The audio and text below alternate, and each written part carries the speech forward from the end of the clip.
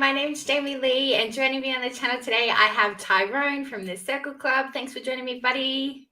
Woo! Live from New York, it's Tyrone. Live from down under.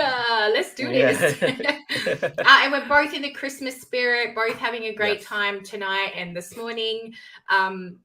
Pumping out our Christmas love, so that's really fun as well. Before we jump into Wednesday, I just want to give a little channel update or live stream update. Normally, I do my live streams with Mike from ZU in... Wait. Did you see that? Sorry, that always confuses me. Right? And we do this segment called ZU in the front row. That's where I get confused. So the lovely Mike has like personal commitments and can't really contribute bi-weekly, which we were going to do originally. So we're just sort of putting that on pause until, he gets a spare minute and can jump on a live stream. So we will definitely continue our live streams, but it won't be bi-weekly. That's what you guys call it. We call it fortnightly. So my good friend Tyrone is jumping on, and we're going to be doing some sort of live stream bi-weekly as well. Yeah? Yep. That's exactly what's happening. I'm excited to be here. And Mike will come on maybe once in a while, who knows, but just thinking about Mike right now, and he's still the best, so no drama. Yeah, no drama. Still love Mike. So that's what we're getting into. But today, it's going to be a little bit different. Like normally we're going to talk about entertainment news and what we're watching and things like that. But today is purely just about Wednesday, because I've been nagging you for ages. Like, Tyrone, answer my questions. Talk to me about this. I know. Just been so busy and back and forth and all these things going on. Like on my channel, it's like the White Lotus right now is just like that's all we're talking about over there. In Abbott Elementary and things like that. And I personally I've watched a ton of different binge series, but I'm more like on my page, it's a lot more week format when we do reviews, because it's like an episodic conversation. So I'm definitely excited to talk about Wednesday, because I've been like dying to talk to someone about it, but I'm like, how do I get my words out, So this format is definitely going to be great for that kind of thing, and vice versa, for us to just talk about things going on. So super excited about this, and I think we'll have a good time discussing. So yeah, I'm excited. Yeah, and we're going to discuss together, but obviously there's a bunch of people in the comments, which is really cool. Hey, Trev. Hey, Marley. Hey, Smooth Family. If you guys are watching this live, which is really cool because the time differences and stuff we all know suck. If you're watching this live, definitely comment down below, because we will engage with you guys and whatnot. And if you're watching after the fact, that's cool too. Still leave a comment. But yeah, we're specifically talking about Wednesday, the TV series on Netflix, streaming now on Netflix. So basically, I liked it. I know I messaged you straight up and I was like, I wasn't really, I wouldn't say feeling the first 2 episodes. I did like them, but I was like, what's happening? What are we getting to? Because I just was like, it's a bit long. Like, it's taken a bit long. But when we started getting into the real mystery about it, and, Wednesday becomes that sort of like teen detective. Do you know what I mean? Like Veronica Mars style and stuff. That's when I started really getting into it. What about you? Were you hooked from the start or what? So honestly, it was the first 15 minutes where I was just like, boy, this is not really what I thought it was. I was really like, for the way I've been describing this show to a lot of people is like, it's like Stranger Things meets Riverdale meets Harry Potter meets the Addams Family, written by CW or something like that. And I think there's potential for it to kind of move away from that CW type writing, I think, that the first season sort of had, and kind of get more into like a Stranger Things. I think Stranger Things sort of had that first season had some like growing pains and sort of awkwardness and quirkiness to it the first couple episodes before it got its footing. This, I think, it's good to establish the world that she's in and like what this is all about before we kind of get into other things. But I love the concept of it. Those first 15 minutes was very strange. Like the whole thing, it comes out with her like putting the piranhas in, like the CGI looked super cheesy. Like I was like, I don't know about that. But it sort of once you get into it and over that hump, Jenna Ortega is she's so contagious. She's so hard not to be rooting for and love, and like her personality just transcends the character. So for me, I was like hooked because of her. Really, like she kind of drew me in, but it was also her parents, Catherine Zeta-Jones and Louis Guzman. Guzman, Um, yeah. yeah, like I know him from a couple of different shows and Shameless and things, and then Catherine Zeta-Jones. Like the presence that, like, I think the casting here, right? The casting for the family was like boom. Like it's like they took years to figure it out, but the casting for the family worked perfectly for me personally, and I think Me that's what too. sort of Yeah. hooked me in. Yeah. How did you feel about the casting? I agree. I've heard so many negative things about is it Guzman? Guzman, you'll say Guzman. Guzman, whatever. Accents, bloody hell. And I loved it. I thought there was chemistry there. Everyone's saying like Catherine Zeta-Jones was like forcing Morticia and stuff. And I'm No. like, guys, I was feeling it. I really enjoyed her family. And do you know what I loved is that there was like backstory to the family. Yes. Everybody knows the Addams family. You know, let's be honest. Mhm. Everybody knows Wednesday, Pugsley, blah, blah, blah. But there was backstory given to them in this short series that if you hadn't watched the Addams family at all, you could still gather that, you know, Wednesday's relationship with her brother, she was protective, but she was also like, oh, I'm the one that gets to, you know, Yeah. Beat him up or mess him around yeah, a little. Yeah. right. And same with Morticia, her mum. There was that you know, they had that relationship that was, I mean, I don't have it with my mum, but I'm guessing that most children have had that with their mum, you know, in their Yeah. teenage years, that rebellion sort of, I don't want to be like you, I don't want to become you sort of thing. Totally. So you could get all that from this series. And I really liked that they gave everybody, and not just the Addams family themselves, like everybody sort of had a personality in this or a little bit of a backstory. Like my favorite one specifically was Thing, Yes. because like just one hand had so much like emotion and you just really rooted for a freaking hand. You know what I mean? Yeah, and little behind the scenes with that too, pretty cool is that wasn't like CGI done, it was animatronics, and like actually there was like an actor with the hand and everything too, and I think that makes a big difference, right? Like, you know, Yeah. when I talk about in the beginning of how like the piranha was super CGI and all, like it just, I think CGI can really harm or like sort of take you out of these experiences. But Thing was a great addition. I'm a big Fred Armisen friend, so Uncle Fester showing up as well. I really liked and enjoyed him being there. When we're talking about just the cast in general, some others that came to mind, the kid who played Eugene, he really Yeah. stood out. I think he was a Yeah. fan favorite. I think, you know, he was adorable. He fit perfectly. He kind of gave Wednesday that Pugsley away from home character. Yeah, But then definitely. the Thing was like, you know, that guidance, her parents on the shoulder there.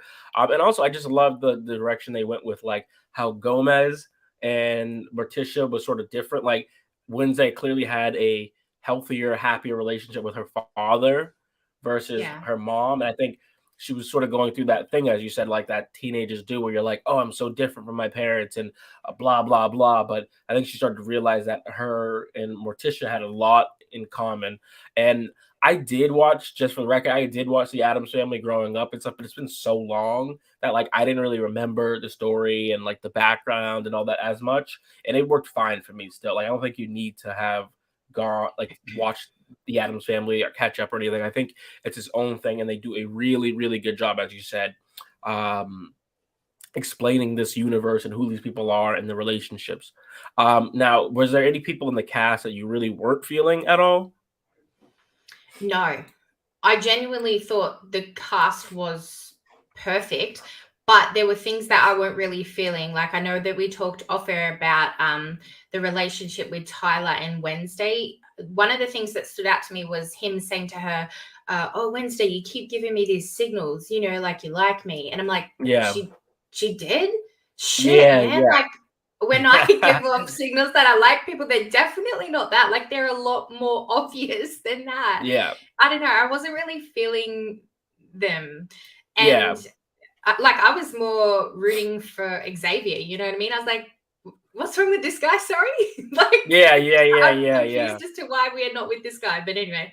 Yeah, I also thought that too. I was like, that was the first thing I know. I was like, this Tyler kid. I was like, and it's weird because like I get that Wednesday Adam is like macabre and very dark and sinister, right? But like to give her a love arch, I was like, okay, that'd be kind of interesting because I was, at the same time I was thinking like, how did Morticia fall in love with Gomez? Because like they seem so, I'm against love, but it's really not that they're against love. It's they're against the type of love that people sort of put out or like their behavior. And I think having her with Tyler, the chemistry there, it just wasn't believable to me from the jump. Now, I didn't think that he was going to go the route that he did end up going, but I just didn't believe it was believable. But I thought Xavier was a bit more Wednesday's lane per se.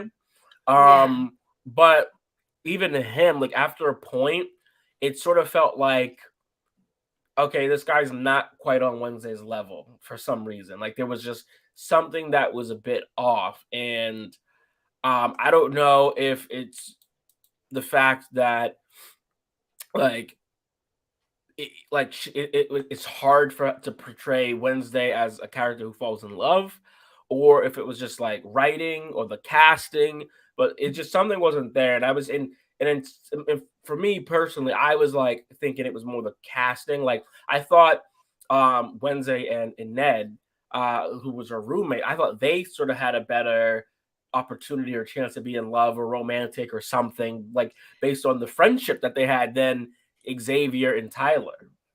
I have seen so much on the internet about their relationship, and I think, where are you people getting this from? Enid is her best friend, and I'm not feeling a relationship there at all. I just think that they're really great. I'm trying to get a little clip of them. That's fine, and no, yes. and I agree with you because I think, but this is something that is big on the internet, right? It's like it's you're trying to ship people together that really aren't there.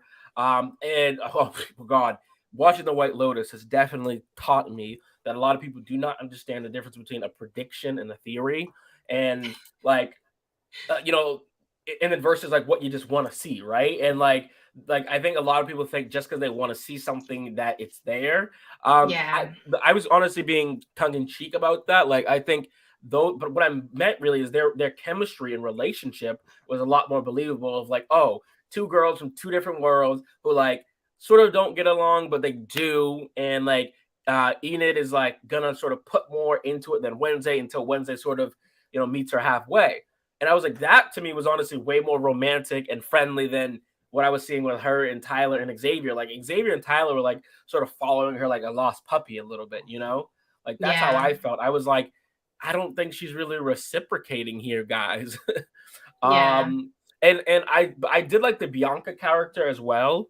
I thought she was cool, she was clever, but I felt like her and Xavier sort of had like a better dynamic per se, and they clearly had history.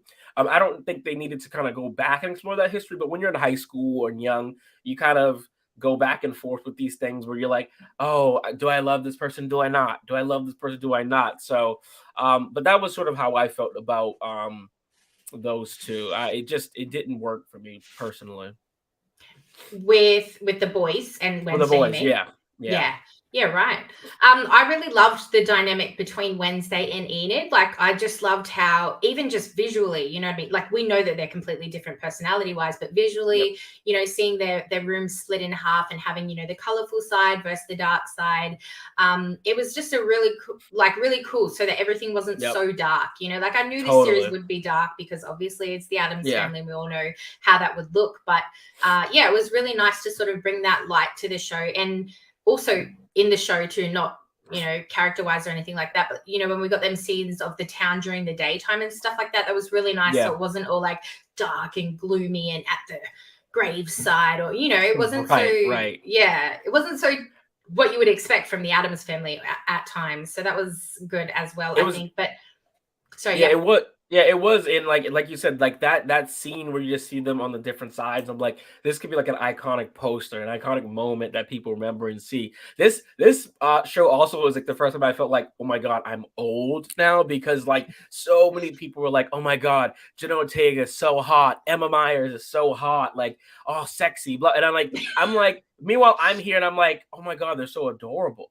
You yeah. know, like I was like, I thought Enid, I was like, this girl is adorable. She's so cute. Like it's like a little puppy or something. You're like the way she's so excited and optimistic, like still has hope in the world. I was like, this girl's adorable. Like this casting for these two, like I hope they're best friends in real life, because I was like I just love the chemistry of these two. Like, and that's what I'm saying. Like I was way more interested in their friendship than like these whole love stories and all that stuff. And like I think it's fine to always explore love, right? And to give people sort of something to hold on to. But I think this series would have definitely benefited from just focusing on like friendship. Like, and when I mentioned Harry Potter earlier, like that's a big part of Harry Potter, is that it's about friendship, people getting along, et cetera, right? But never until like they get like older, like maybe like the third or fourth movie, that love and like crushes and things start to become a thing, because it's just foundationally about friendship. And I think that's sort of what Wednesday Adams needed, is to find a friend. And I Yeah. think that should have sort of been more the goal than like boyfriend per se. Relationship. Yeah. Yeah, fair enough. I really, as I mentioned at the start of this, like I really enjoyed when we did get into that like investigative sort of part of the plot. I did like exploring the relationships and things like that, but really investigating is when things started to get interesting for me, because I do like them, you know, like CSIs, who did it. And in this, the thing that I really did enjoy is that you questioned yourself many times. You questioned yourself, sorry, stutter, Yeah. many times about who was. Sorry, guys, this is The totally bad spoilers. guy. Yeah, who was the baddie in this? Do you know what I mean? Yeah. Was it Tyler? Oh, is it Xavier because he's got cuts on his neck? Is it the psychologist? What was her name? Kinbot, was it? Marilyn, played by Christina Ricci, who was also, she was the original Wednesday in those films. That's the teacher, but who was the psychologist lady? I think it was like Kinbot or something like that. Yeah, Dr. Kinbot. Yeah, Dr. Dr. Valerie Kinbot, that was it. Yeah, yep. You know, at one point I was like, it's totally her. Like her name, I think, like, you know, like could have been similar to when she found that thing. Oh, she ended up giving her that thing, didn't she? That little Yeah, she did. ballerina thing. And so she accused her, and I thought, oh, it's definitely her. There was many choices as to who could have been the bad guy. And it was never an obvious, you know, oh, this guy's it. And that's what I really liked. I really liked sort of us going on that journey with Wednesday to, I guess, identify who the culprit or who the murderer was. Yeah. But when we got to that murderer, I loved the rest of it, as I said. But when we got there, I was like, oh man, this whole series, the thing that I've loved the most is that this show has never felt comicky, felt goofy, felt cartoonish. It never felt that. Like, even as we mentioned with Thing, like even a freaking hand, a prosthetic hand, felt real. You could connect to it and relate to it, especially, you know, he had the little party hat on. And I this was one of my favorite scenes. Sorry, going off topic here. But no.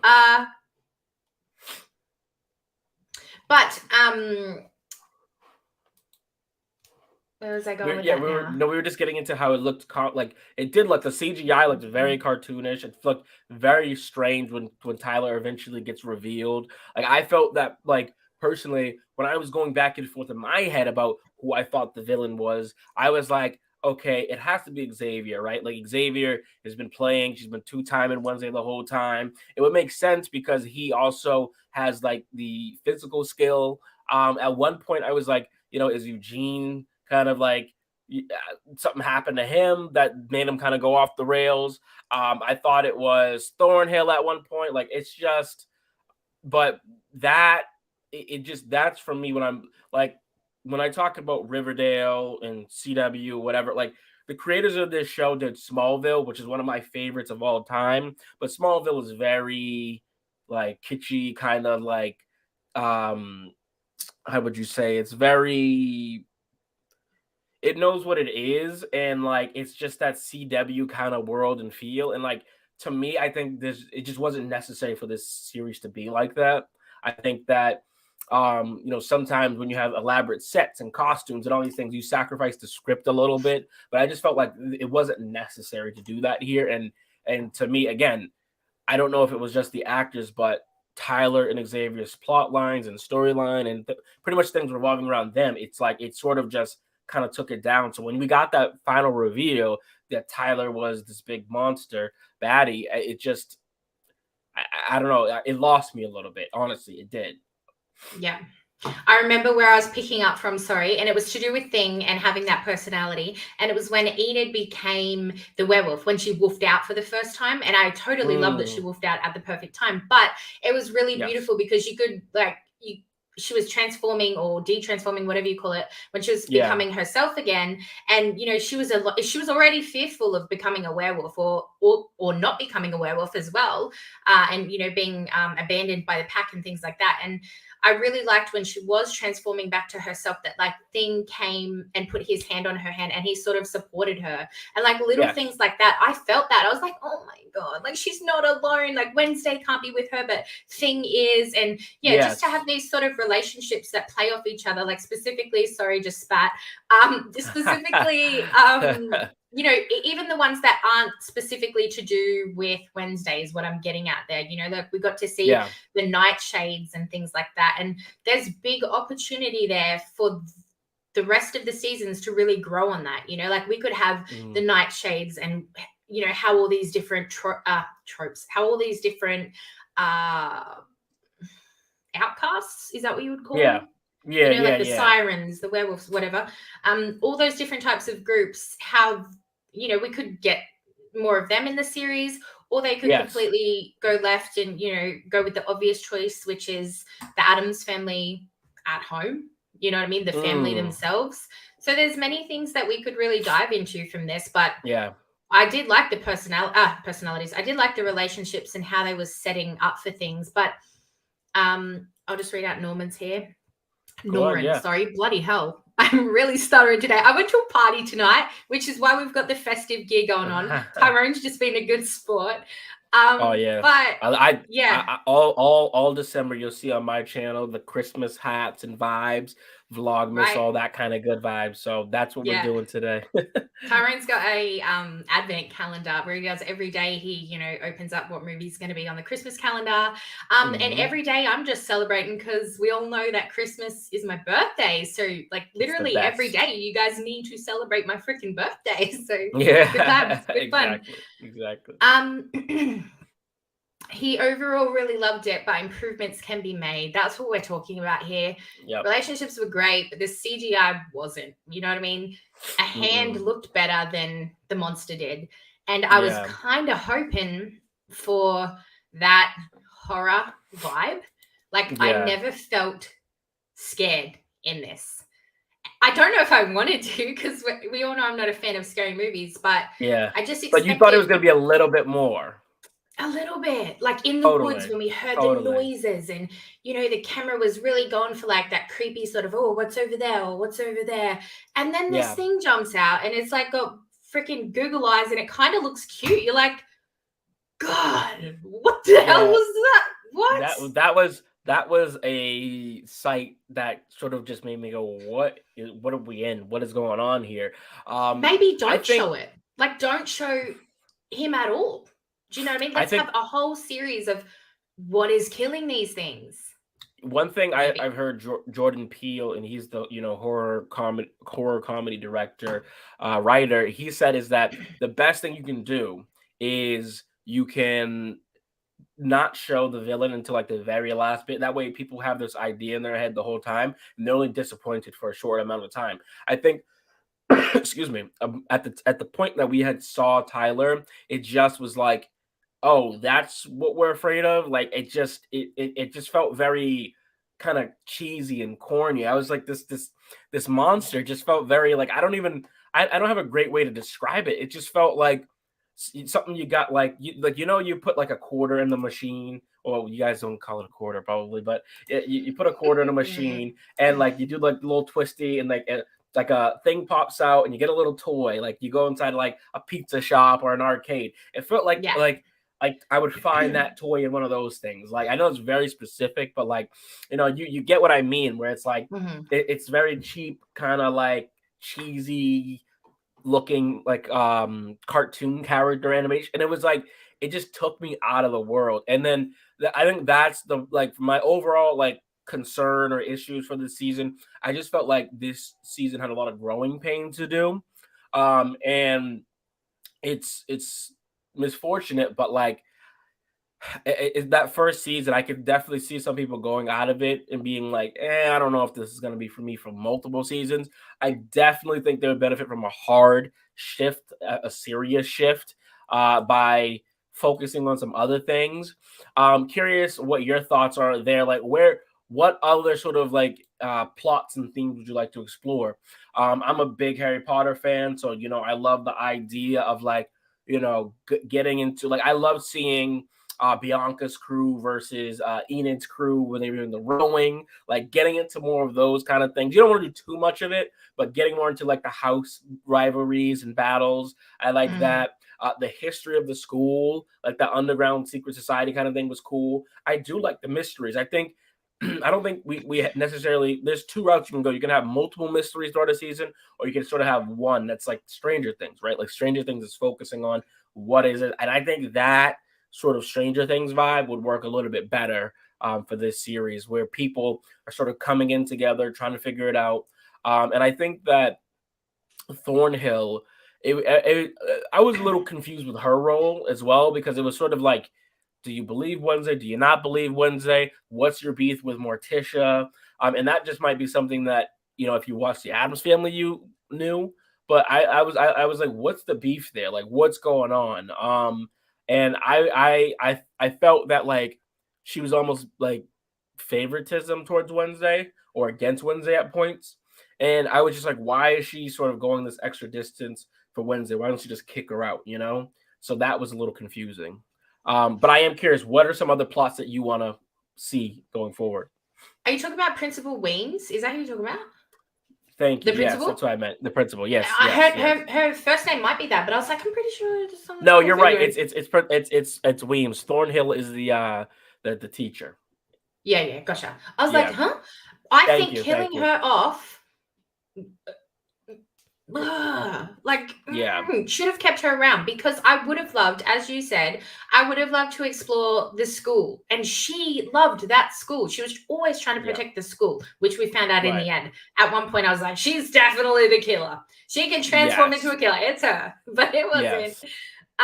But yeah, I really would have liked to have seen the school a little bit more explored, and that would have been done really well with her. Now there's a little bit of a struggle. I mean, who knows? They could execute it perfectly, but there's going to be a little bit of a struggle with like who will run the school now, who will rule the school, and when they do, what are we going to see? As you said, like, are we going to see the same sort of pattern again, where we've got these murders and we know who it is? We're going to have to find them and hunt them down, blah blah blah. Because remember the Hyde, that's what it was called, right, Tyler?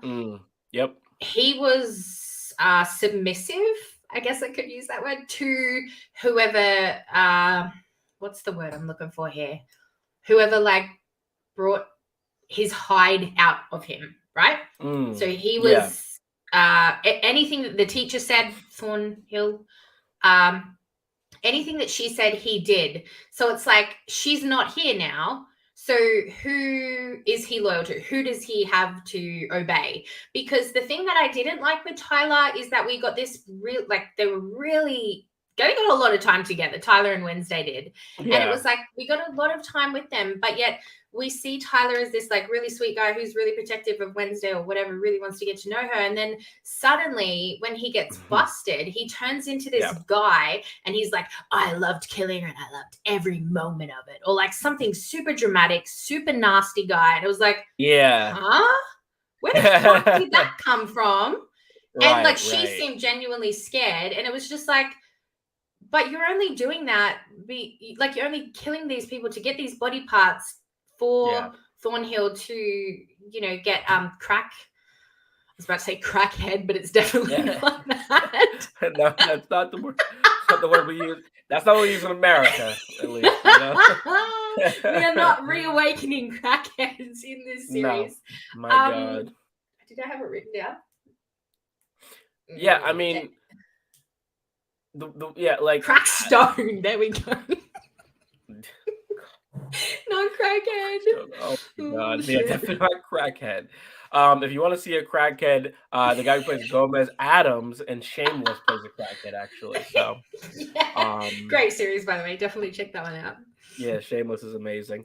But Norin says, I think they definitely had a series of events meets Harry Potter vibes. I agree with the Circle Club. We need more interesting subplots for season 2. Yeah, and I would love to see, maybe, I don't know if it's season 2 or 3, maybe Pugsley goes to this school, right? And then you sort of have the siblings thing. And again, going back to Harry Potter, it's like, the Weasleys, they had their sort of staple at the family, at the school. People knew the name. And then Ron comes. And then at some point, Jenny comes, the younger sister of Ron. And so, like, you sort of have this add-on. And, like, you don't have to have Pugsley be super involved. And in fact, it might even be interesting to see Pugsley sort of go his own route. It's separate from Wednesday. Or, like, hey, Wednesday, you're not going to bully me anymore, man. Like, I'm growing up. I'm a man, like that kind of thing. And but I want to see more of that. I think it would be cool too to see Bianca and Wednesday become friends. I think it's very stereotypical to have like, oh, this girl versus this girl. And I think what happens sometimes, like when girls in real life can be a little catty back and forth when they're younger, no pun intended.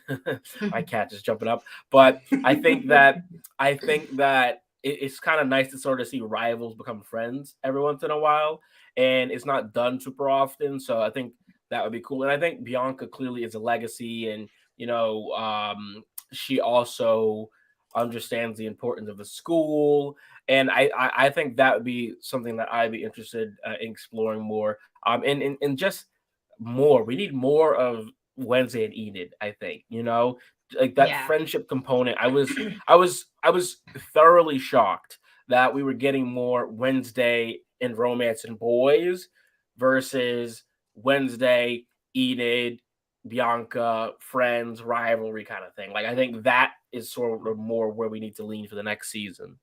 Yeah, I feel like that's sort of closed now though, because there was that rivalry a little bit with Bianca, however you pronounce it, whatever, Queen Bee.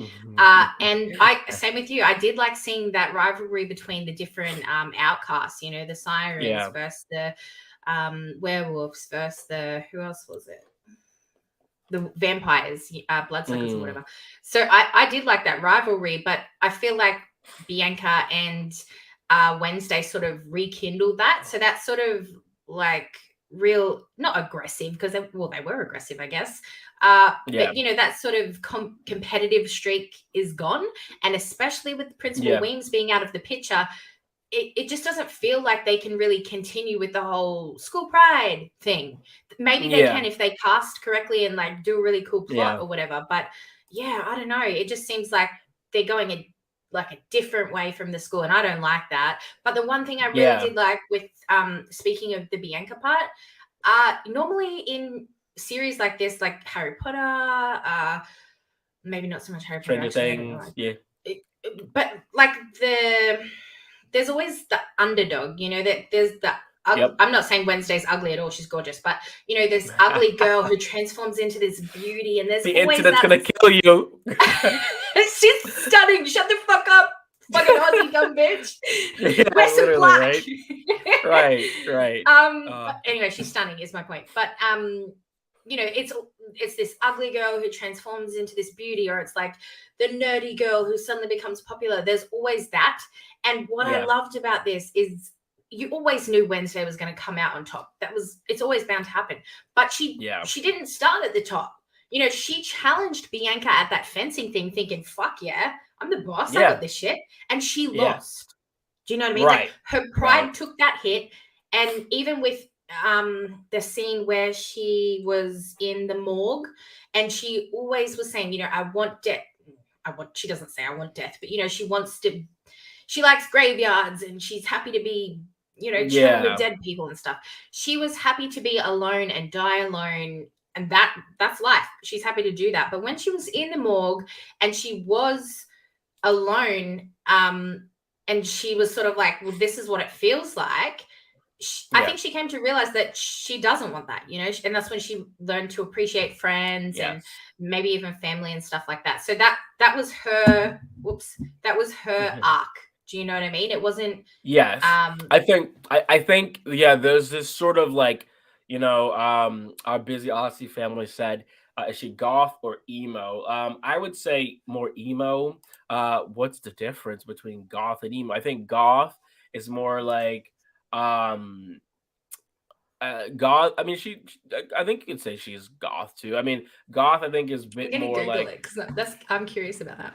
Well, I'm gonna guess and you can tell us, but I think goth is more like you're into gothic type of things, like like vampires and like that sort of like steamboat kind of thing, but there's not necessarily the emotion of the negativity and all that stuff behind it. Where if you're emo, emo stands for emotional, right? So I think that's a bit more Wednesday and other people's route, where it's like they're emotional about things. I think, as funny as it may sound, I think her parents are more goth. They're more gothic. She's more emo. And I think the idea would be that she'd transform from emo to gothic.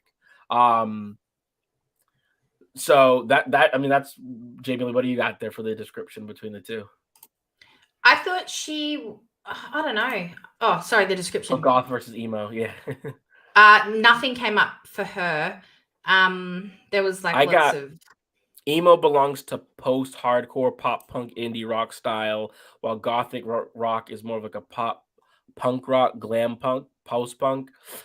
Emo rockers preach release of primal energy with abstract and chaotic subtract, while goth are recognized by more of a darkness tone and dress and hair style and makeup. So yeah, I think that sort of makes sense. It's goth is more like it's about like dressing the part and like feeling the part and all that, and I think emo is more about like it's the energy and like the feeling that you have being like sort of like negative and pessimistic and stuff. But anyways, long story short, I think Wednesday ultimately, going off of what you said about Weems being dead, we obviously did not like that direction, but I think the way that you could fix that is you bring in like a legacy character, maybe not Uncle Fester, maybe there's someone else that you can bring in, or like someone who's been to the school, or has a history there. But I think you're right though, Jamie. Like the person that replaces Weems that'll have a big impact on like the direction that this all goes. Because it's as you said, the school spirit thing's sort of hard to die. I do think Bianca and Wednesday will kind of get back into the rivalry, but I think it'll be from a different point of view. It'll be more competitive, but we're friends versus I hate this person or I understand this person. You know what I mean? Yeah. And there could be like, I'll get to this part in a minute about the text there, but there was a scene in there with Bianca's mum and something to do with the wristbands and their sort of cult, their siren cult. Yeah, and I thought, like that's a route kind of thing. Yeah, that's a route that they could go as well. And it was kind of weird that she was just sort of chucked in there for one scene. So it was like either they're setting something up there with her mum and the future of the sirens or this cult or whatever it might be. But yeah, I don't know what's happening there. But what I was interpreting there is they wanted to show that Bianca also has a struggle with her mom, the same way that Wednesday does. Wednesday and Bianca are basically plucked from the same tree. They sort of have this family legacy thing that they're trying to build back up to, and they want to kind of do their own thing and go their own route, right? And I think that was sort of to parallel show how these girls are similar, even though they're rivals and have issues with one another. And I think ultimately that's why they had empathy for each other.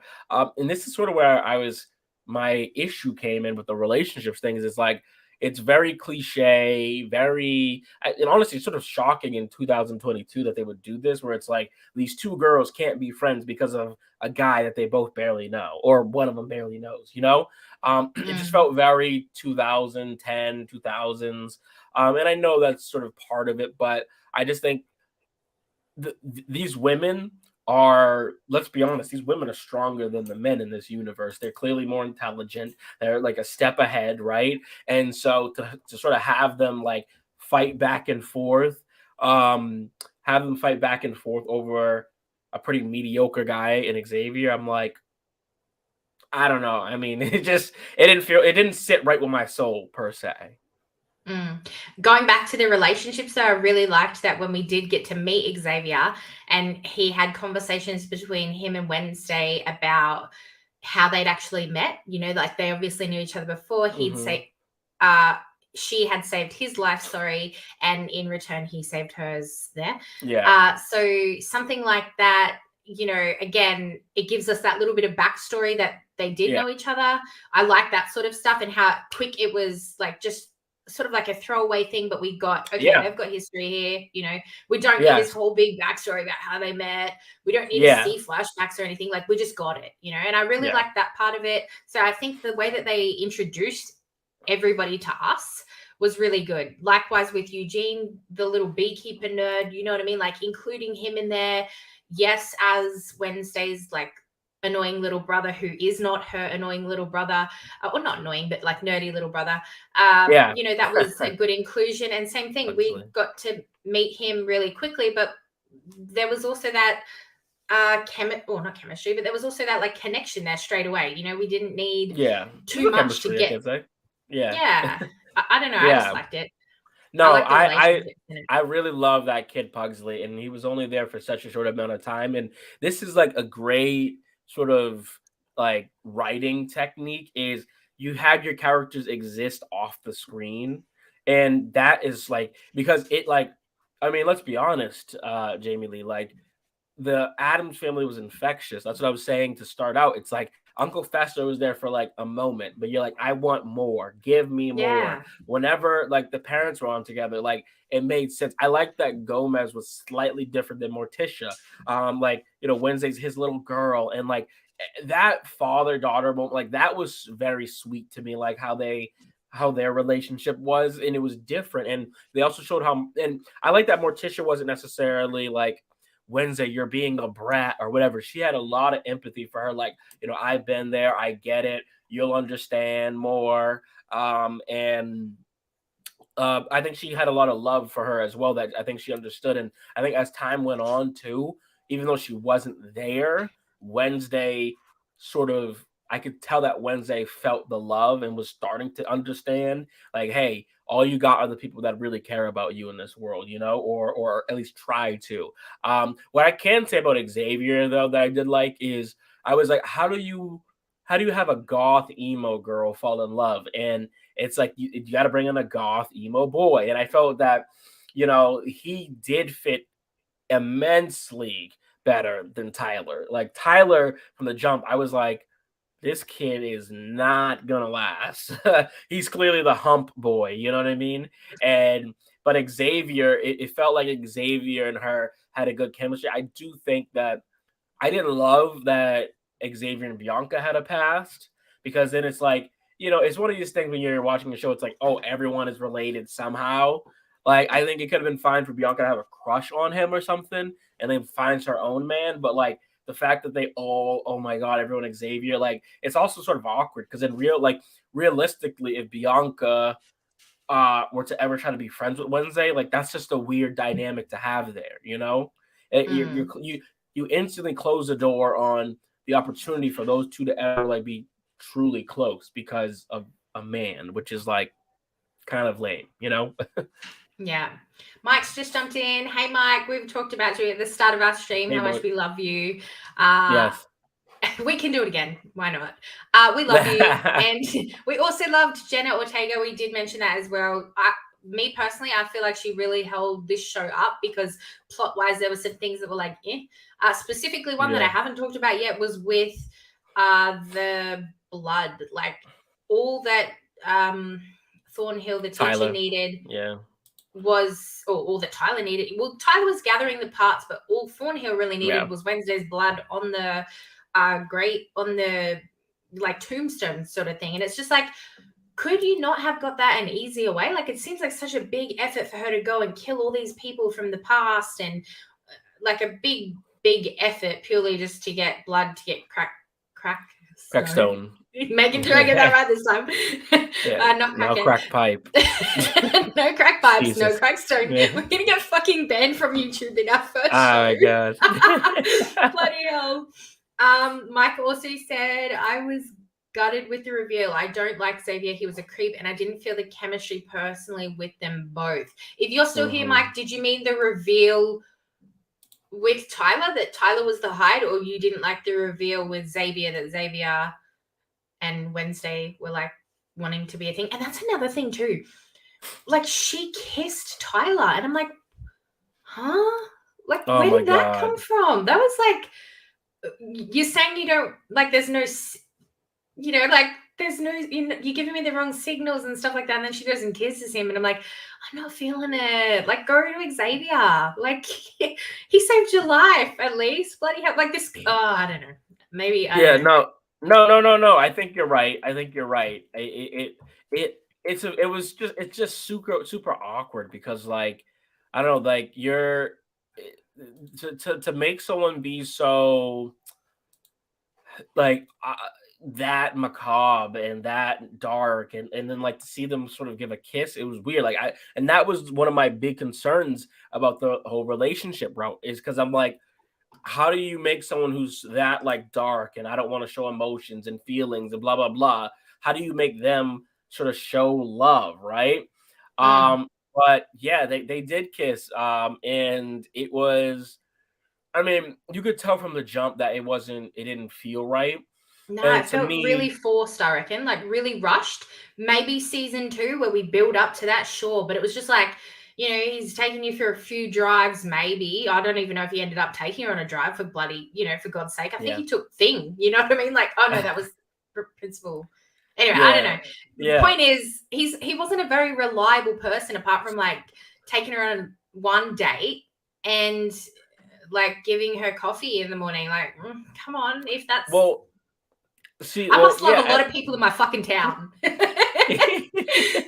Well, I think she also, like, you know, got to keep in mind like the age group that they are, right? Like, they're young, they're very impressionable. Like, many things will impress them, and I think, you know, she is a very confused girl looking for her direction in this world, and so I think getting someone to actually help her, despite her being awkward and weird, it's sort of like, wow, this person understands me, right? Does Americans know what I mean? Oh, I'm just getting rid of that. She's just being cheeky. God. Funny girl. I don't actually know what that means, but I can assume I know what parking means.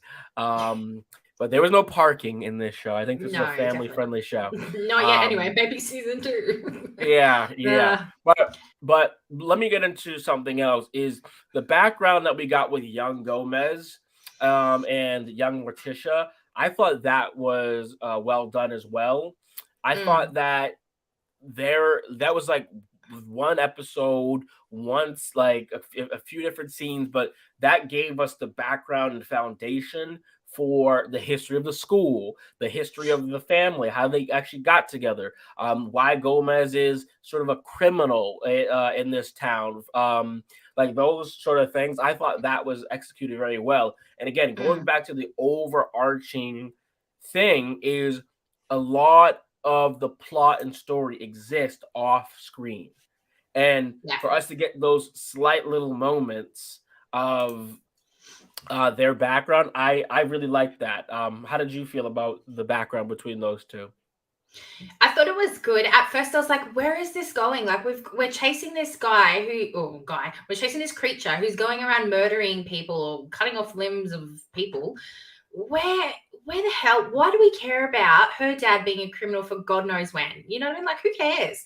But when it started to link in, and, you know, the frothing at the mouth, and that was the same thing that, you know, when we finally got to the end of our investigation that had the similar things and stuff like that. So I liked how it all linked in there. But yeah, I did like the flashbacks. And again, casting wise, I thought the casting for that was really good too. I was like, wow, that's really on point. And I'm skipping a bit here. I will go down to Norin because he does mention about the casting. But Mike mentioned something that we talked about earlier, which is the person who played Thing. His name, I did write it down because I was going to message him. Victor, I think it is. Where is my thing? The actor who played Thing. Yeah, Victor Dorobanto, I think that's how you pronounce it. Yeah. And in the original, right? No, in this one, he was in the blue suit, as Mike said, being in a blue suit, and just having that prosthetic hand, whatever, and just literally like crouching around Jenna or, jumping over the bed or whatever it is that he had to do. Like, that is fantastic that somebody actually did all that. That would have been very uncomfortable, very awkward. Yeah. But we mentioned before that, the personality or the look of literally this thing, pun intended, like just a hand, we felt more from than the villain in this whole series, the Hyde, which should, in my opinion, have been absolutely terrifying. Like, I know I shouldn't compare Stranger Things to this because there's a lot of differences, but in Stranger Things, I was genuinely scared. I was like, oh my gosh, like this monster, the Demogorgons, like everything was a little bit like, even though it was mysterious, it was also horror, like you were a little bit scared at the same time. Whereas in this, when you saw the leaves rustling or the wind howling or whatever it might have been, you did get them moments of sort of like suspense or thriller, I guess. And then when you saw it, as I mentioned, the actual villain, it's like, man, that looks so cartoony. And I didn't get that from the whole series. It wasn't cartoonish. It wasn't, it was creepy and kooky. Isn't that their theme song? But it just wasn't cartoony, which is great. But when I saw Tyler as the Hyde, it was cartoony. So as Mike said, I wish it was Xavier. Sorry, now jumping back down to Norin. He was into Xavier. The creepy artist things works for that actor. Same thing. I really like that, and how he like moved his hand, and the spider came out, and that's how he tried to impress Wednesday. And telling you, like there a lot of these elements was like very, like the cinematography is very similar to Harry Potter in a lot of veins and respect. And like I was like, wow, that's a lot. Give me more of that. Give me more of that. I think maybe that's something we explore maybe more later. Sorry to cut you off, but I just think that it might have been they're going too much, and it felt like being talking to other writers and things like that, like it felt like they were super set that Tyler had to be in this first season. And like I don't want to say we took him out that, oh my god, it becomes instantly amazing or whatever, but like, because you did need that character to some extent, but it felt like we got too much of Tyler. And I think we having more of the, what are they called? Are they called outcasts? They're not called outcasts. They're called, I think they were. There was the normies and then the outcasts. Yeah. Okay. Yeah. So Tyler was a normie. Yeah, he's a normie, right? And I don't, and like some of that language too. I'm like, I don't know, it could have been picked a little bit better, but I think we got too much of the normie Tyler, and I wanted to see more of the outcast. Where I think if Tyler sort of showed up here and there, they were sort of bonding and friends. She maybe invited him to the dorm, something like that. I think that sort of worked a bit better, but like having her constantly leave and go to the coffee shop, like I was like, I'm tired of seeing this coffee shop, first off, and second off, like it just doesn't make sense that Wednesday would be away from the school that much. You know what I'm saying? Like, I think I would have enjoyed being at the school a lot more than what we were getting. As you said, if they had have set up for that sort of rivalry, well, they did set it up, the rivalry with the school, between the different outcasts and things. But I wish they had kept that going without like getting Bianca and Wednesday to sort of not rekindle, but they had that sort of respect there again. And I would have liked to have seen that competitive streak keep going so that, they could continue on with the school stuff. Because as you said, that Harry Potter, the 4 different houses and, not even so much the rivalry between them, but just, the differences within the personalities and things like that. So that's definitely something that they could explore. But I feel like by killing off Principal Weems and also showing us, well, at the end of the very final reveal at the end of the season, Wednesday gets the text and we see Tyler sort of come back to life, or however they're holding him at the moment, and it's sort of like, it feels like we're going to rehash that. I don't really, maybe they will move on. I mean, it's God knows when until we even get a second season. But I just hope that they go, we're not going to just have this monster keep coming back. You know what I mean? Like, no. I mean, that, to me, that was sort of Stranger Things' like issue in like that second, I think it was second season, I'm not sure, where it was just like, oh, we're doing this again. Like, I kind of was like, I thought we were moving on a little bit. And again, shows take time to have growing pains. When you have an IP as big as the Addams Family, I can guarantee you this is getting multiple seasons. There's no way that you give Riverdale and some of these other shows multiple seasons and don't not even this start me on that. Yeah, and I think the first, like, when you, that's why they chose someone. I mean, I think Jenna Ortega is extremely young, but like, I think that's why you pick someone who's young, because then like you can sort of grow with them, right, over the years. Now what they may get into an issue with, this girl is going to have everyone in Hollywood calling like, we want you to come work.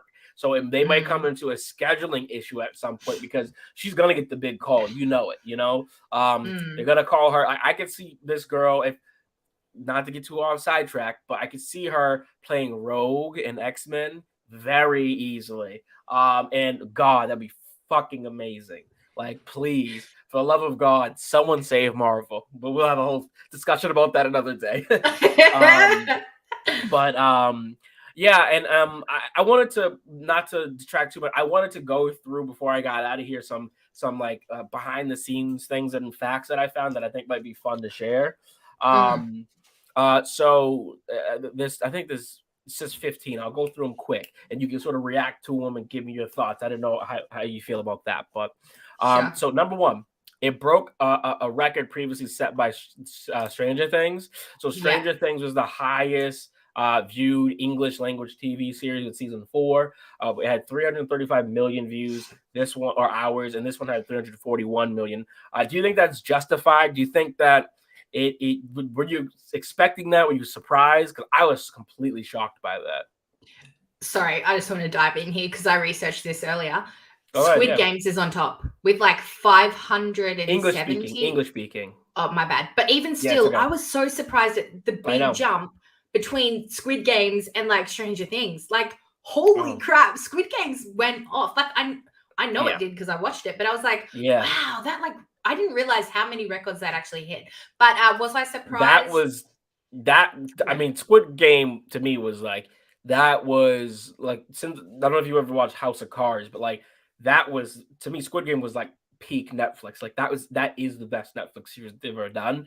And I think when you add the international aspect into it, you're always going to have more numbers, right? That's why I was so shocked about Wednesdays, because I'm like, whoa, like, I thought it'd be good, but like, there's a lot of people like in my respective circle who watch television and film who still haven't seen this, which I'm like, so I'm like, wow, that means a lot of people are watching, but there's still a lot of like hours left for people to see this thing.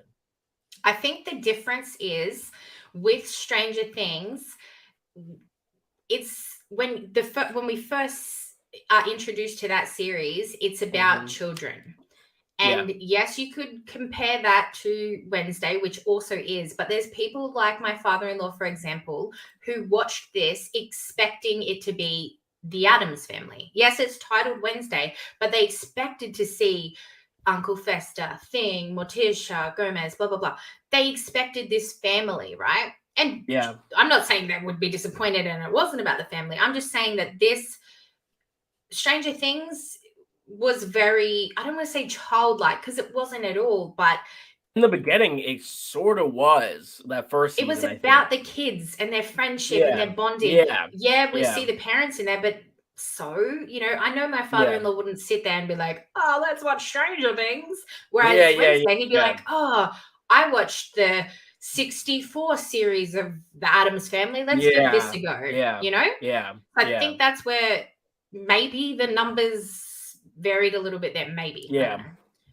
All right. Number 2, we got Tim Burton was attached to the 1990 Addams Family, but due to scheduling conflicts, he passed the duties to Barry Sonnenfeld, who also did the Addams Family Values. So let's see here. So Tim Burton Tim Burton obviously is one of the big producers here, but he didn't end up directing it. I think he directed maybe like a episode or 2.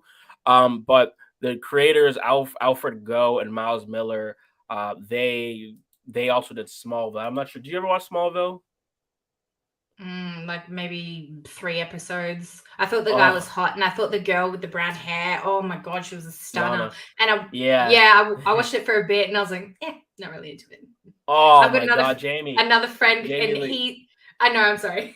He visits like the like their settings and stuff, and he sends me pictures of like is it Kansas? The Kansas farm. He was on, and I'm like, yeah, cool. That, to me, when you talk about Superman, that man is Superman to me. Like, the look was completely there. Like, that, without Smallville, we would not be where we are today. I feel 1,000% confident saying that. There would be where the fuck are we today? Please explain. Please explain. There's DC's all over the shop. Yeah.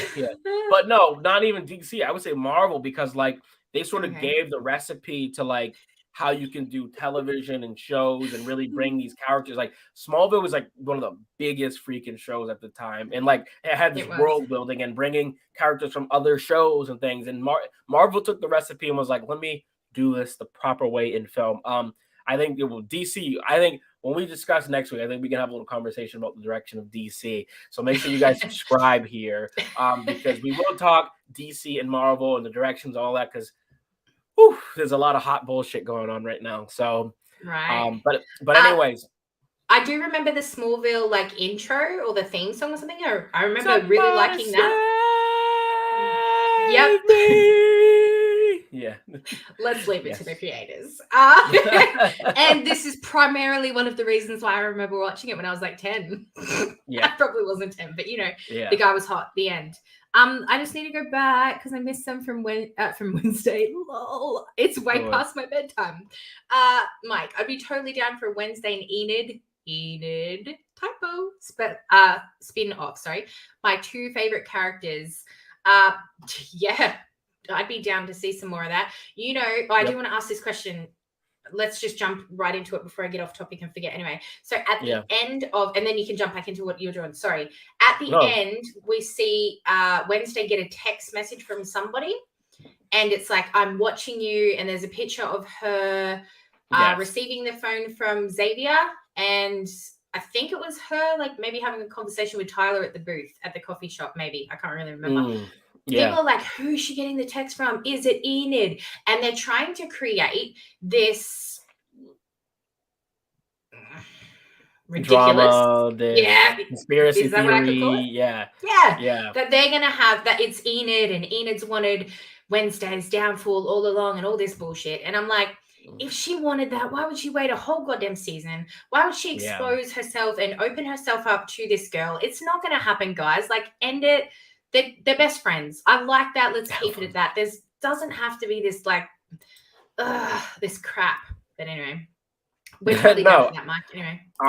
No, listen. This is my thesis coming into this. People don't understand the difference between a opinion on something or like something you want to see versus a theory versus a prediction. And that theory is not really grounded in anything. Enid is clearly on Wednesday's side. She's clearly her friend. I mean, it would just be like, oh, I think Hermione is actually working with Voldemort this whole time. It's like, why would she wait 7 years to like turn on Harry? It's not gonna happen. That's not going to. And if it does, shame on the writers, because that's poor writing, seriously. And also, I think that they hinted at that when Enid lost her favorite nail polish, And, you thought, oh, yeah, she's deliberately losing her nail polish so that, she can get back in with Wednesday and get their relationship sort of back together. And then Wednesday finds that, nail polish is like, she wasn't lying to come back in. Like, she genuinely lost that nail polish. I thought that was a sort of a moment as well where she's like, oh, she wasn't faking it to sort of come back to me. She genuinely was looking for something, That's a really key point in writing and storytelling. You don't put those moments into the story other than to discredit some of these like crazy sort of ideas that people may have. Like, because when you have a mystery, right, you have someone who did it, and then you have a bunch of people you start to I don't know how you say, like, mark them off, where you're like, this person isn't, it's not this person, it's not this person. That's typically in a movie or a series what happens. Like, that's the storytelling formula. You start to eliminate people who it can't be, right? And so to me, Enid like is 100% in her corner. So I don't see that route. I don't know who it is. I think honestly it could be someone we don't know. Is it sound bad, but I honestly don't care either. Like that, like I didn't care that much about who it would be because I was like, we'll get there when we get there. I think people get super hyper focused, not to like discredit if you do care or whatever, but like I think people get super hyper focused whenever someone dies in a show or when there's a relationship. It's like just let the show kind of happen. And so, like, to me, the bigger point is that okay, who Wednesday was when she entered this school and left are two different people. We will explore everything else when we get there. I don't think we have enough context or characters to like kind of pick and choose who that person could be. Maybe I'll be wrong. Maybe we'll come back in a year or two, we watching this and we're like, yep, Tyrone was an idiot. He was wrong. But like, I don't think we have enough right now to sort of dissect and figure out who that person would be, because all the characters that we currently have, no one's fitting the mold really in my head. And like other than some obvious choices it could be, which I think would just be kind of corny writing. But do you have an idea of who you think it might be? I do, and I kind of mentioned it before with Bianca's mum. If they had introduced her as this sort of overbearing mum who wants her daughter back or whatnot, fair enough, yeah, fine. But at the same time, she gave these wristbands to, was his name Lucas, the other guy that he pretended to love Enid and took her to the dance. I think his name might have been Lucas. Oh yeah, I know. Ended up, they're like, so he's sort of like awkward, a little socially awkward kid. Yeah. He was and he was one of the pill. I'll look it up. One of the religious kids, anyway. The normies, and he attacked the school, whatever. With the blood paint coming down. Anyway, so that's not even the point. I don't even know why I'm rambling on about that. But anyway, Bianca's mum gave him this wristband, right? So she's sort of, in the community, she's trying to recruit these people, things like that. I've got a feeling that maybe they're going to go down that avenue, that maybe her cult might be, I don't know, have something to do with Wednesday or watching her or something. I'm not quite sure because, again, I'm not really interested. Like, I'd rather see the school, the rivalries at the school, and that sort of Harry Potter like rivalry, I guess you could say. Yeah. But, no. I totally agree. I know we're coming up here on the time, so I don't want to detract too much from whatever we got going on. I did think it was interesting that, I don't know if you've heard about this. It's just one thing I wanted to mention. And by the way, Gwendolyn Christie does such a fantastic job from Game of Thrones. She plays Larissa Weems. Credit to her. I thought she was super awesome. I really loved her. That was a shame that they killed her. I was like, give me 2 seasons of her at least. I kind of saw her being potentially the Hopper of this universe. Like I could see her sort of like, even though she had beef with the mom, that they have their own personal connection. Like I thought that could have been a route that they went. But it was interesting too that Jenna Ortega said that she made a point not to talk to Richie about playing Adams throughout the whole show. So she sort of did her own thing. And she was saying also that it was a little uncomfortable, but she said it was probably more uncomfortable for her than for Richie than Jenna, because Jenna was like, I was just sort of doing my job. I think it was probably weird for her to see someone else like kind of like do her role. per se, but not like ask her about it or get any thoughts. Yeah. But I don't know. Like, did you like Thornhill? Did you feel like she was a good house mother? Do you trust her? Like, she to me would be the obvious one who is in on something sketchy, along with Bianca's mother. But I don't know. I think that I could see a future route where it's like, Thornhill is being controlled by someone or something, out of and maybe that's the person who's looking at them. But I don't know. I have really no idea who this killer could be. I just feel that it's too early, personally. Yeah, I don't know. I don't know where they're going to go with it. Again, I think it's just Bianca's mum because, I mean, Thornhill sort of did her job. Like she got Crackstone back, I guess, which was her main goal. Tyler, who does he sort of bow down to now that he's like ruler, I guess you could say, is dead. And Yeah. his dad doesn't really seem like somebody who is very welcoming. Like he doesn't really talk about the mother's death and things like that. So he's not a very I feel like it's sort of a closed chapter by killing off Weems, killing off Thornhill. Who's our next villain? Where do we go with Tyler, sort of thing? Do we even want to go anywhere with Tyler? Like, should that have been like a closed thing? I don't know. Yeah. But yeah, Yeah. I don't know. There's like the only thing that's really I can think of is that someone was controlling Thornhill the whole time, and like that's the person. But like it's just, yeah, you're right. It's way too early. But before we bounce out of here, do anything else, I just want to say I really love the kid who played Pugsley. Really love the kid who played Eugene. Those two were adorable. I absolutely freaking love them. I need more Wednesday and Enid. I like a lot more. Fred Armisen, I think, is like one of the funniest person. He played Uncle Fester. I need more Uncle Fester next season. And just in general, like the Addams family together, like you had mentioned early in the stream, maybe a route is that we see them more at home. Maybe Wednesday goes home for the summer, and that's what season 2 is about. But those are some of my favorite elements, some of my favorite parts. I really enjoyed the series. I would recommend. I'd say, we always say at the Circle Club, is it worth the watch? I think this is definitely worth the watch. I think this is something that if you don't like the Addams Family, you've never seen the Addams Family, I think you can still give it a shot and try and enjoy. Those first 15 minutes, maybe the first episode, might be a little rough, but after that, once we get into the mystery, it's a fantastic show. It's well crafted, well put together. I think there's some writing hiccups that they got to get over. It's a young series, which is fine. Sometimes you write for a younger audience. As the audience gets older, you sort of change that maturity level. And I think that would be appropriate. So those are my final thoughts on Wednesday. I enjoyed it. And yeah. Yeah, 100% agree. I've said before, I loved the relationships. I really did love the casting. There wasn't one person that I can say that I didn't enjoy, but I did not enjoy some of the ways that they took those certain characters. But I did think that every actor portrayed their character really well.